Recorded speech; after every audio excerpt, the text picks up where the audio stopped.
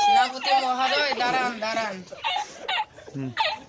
সেনাপতি মহোদয়, বুদ্ধিজীবী মহারাজ কি এমন বুদ্ধি দিচ্ছে যার কারণে মহারাজ থেকে এতগুলো টাকা দিচ্ছে?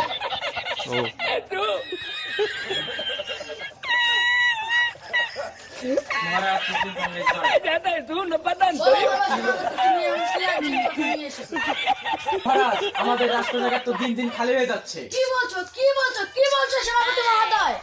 হ্যাঁ মহারাজ, হ্যাঁ মহারাজ, হ্যাঁ।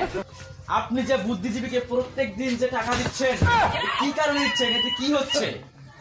আমাদের মাথায় কি এর মতন বুদ্ধি নেই? তুমি ঠিক বলেছো সেনাপতি, ঠিক বলেছো সেনাপতি মহোদয়। ঠিক বলেছো সেনাপতি মহোদয়। বুদ্ধিজীবীর বাড়িতে এসে সম্পূর্ণ দিয়ে পায়খানা করে দিয়েছে। যাও তুমি মহারাজ।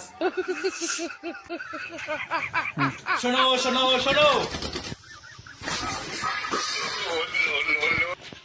মহারাজ আমাদেরকে সবাইকে হুকুম দিয়েছেন যে বুদ্ধিজীবী কাশের বড়ির বাড়িতে গিয়ে সবাইকে পায়খানা করে আসতে হবে।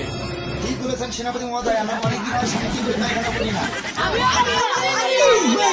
তাহলে চলো সবাই মিলে যাই।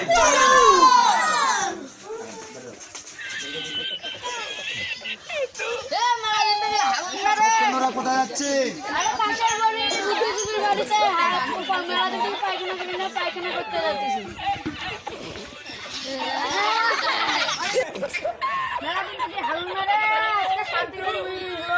পায়খানা করি, আমিও হাত শান্তি করি।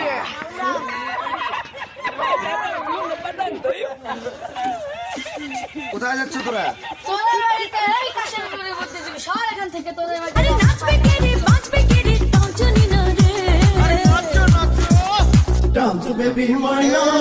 তারা আগে থেকেও পায়খানা করতে পারে।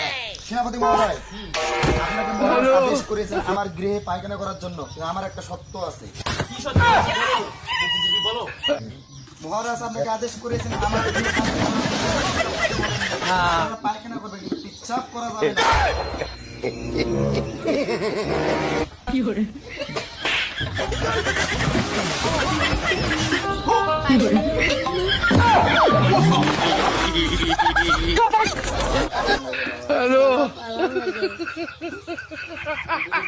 ভগবান